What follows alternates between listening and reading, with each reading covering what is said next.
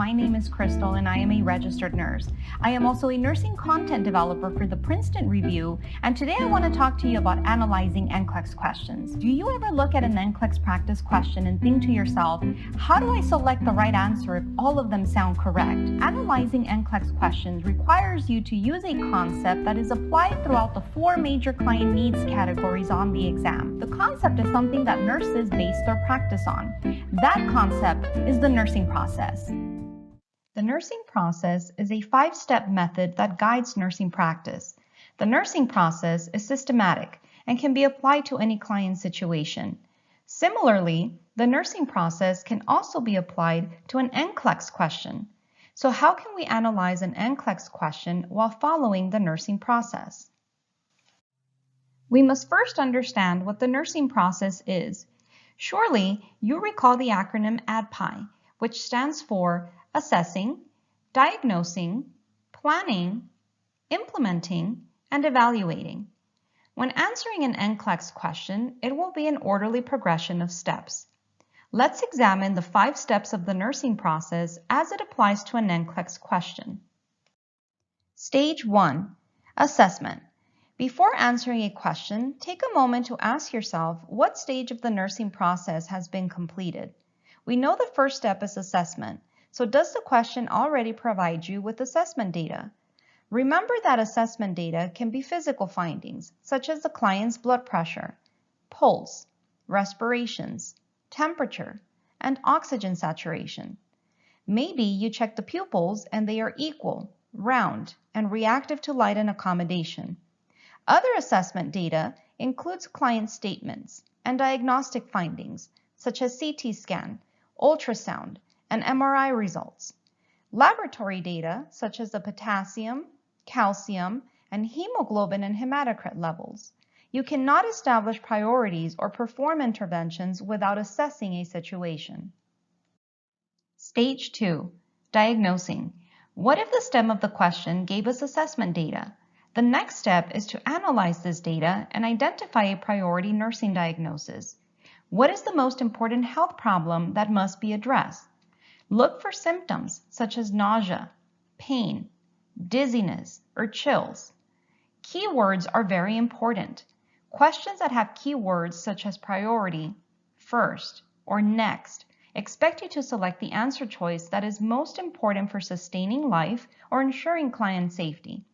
Look for side effects of medications, such as hypotension, confusion, or dyspnea. Again, which signs and symptoms take priority? Those symptoms take us to the next stage of the nursing process. Number 3, planning. What signs and symptoms do we take care of first? Don't forget your ABCs: airway, breathing, and circulation. Does nausea take priority over the inability to breathe? Once we establish our priorities, we are ready for the next stage. Number 4, implementing. Look at your answer choices. Are you able to recognize levels of importance? Remember that administering pain medication won't matter if your client can't breathe. Are the interventions relevant to the situation displayed in the stem of the question? If your client is choking, what are you going to do first? Educate them on incentive spirometry or elevate the head of the bed? Don't forget you have assessed, diagnosed, and planned for the most important intervention. What if the stem of the question already gave you a nursing intervention? Your focus will be on the final stage of the nursing process. Number 5, evaluating. The last stage of the nursing process is also the beginning of the next cycle of client care. Were the interventions that were performed successful? If they were, we continue our interventions and keep evaluating their effectiveness. If we are seeing progress but not enough to correct the problem, we modify our interventions.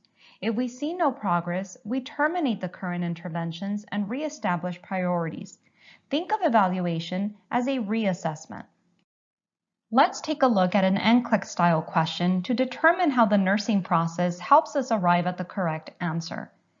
The nurse responds to the room of a client who experienced a clonic seizure. The client is observed on the floor and is awake. Which action will the nurse perform first? What kind of information do we have in this question? Do we have enough assessment data to diagnose and determine priorities? Take a quick moment to think about the clinical scenario. A client is observed on the floor after a clonic seizure. What do we know about clonic seizures? They cause rhythmic jerking of the extremities from muscle contraction and relaxation. We have to consider safety. The client is on the ground, indicating a fall may have occurred. Number 1. Before looking at answer choices, what assessment data would be adequate? Besides being awake, is there anything else to look for? Number 2. Diagnosing ensures our ABCs are taken care of. Airway, breathing, and circulation. If the client fell, did they hit their head? We need a quick neurological check. Number 3. Planning. Keywords in the question, such as first and priority, indicate that all of the answers are actions the nurse would perform at some point in the nursing process. The key is to determine which one is performed before the others. Number 4. Interventions are important. What will need to happen at this point in the scenario? Perhaps verify vital signs, notify the healthcare provider. But remember, do you have enough assessment data and have you established priorities before implementing? Number 5. Has the question provided us with an intervention? Not yet. We cannot evaluate our interventions before performing them. So let's look at the answer choices. Document the client's response, assess the client's pupils, call the client's healthcare provider, or assist the client back to bed. All of the answer choices are actions the nurse would perform in this situation.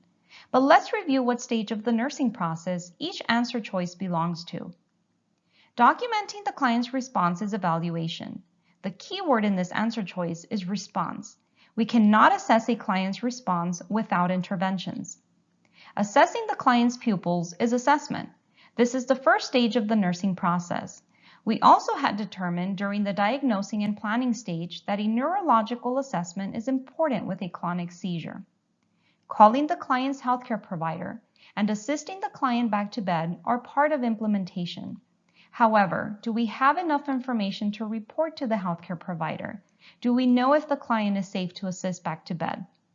Based on the nursing process, our best answer is to assess the client's pupils.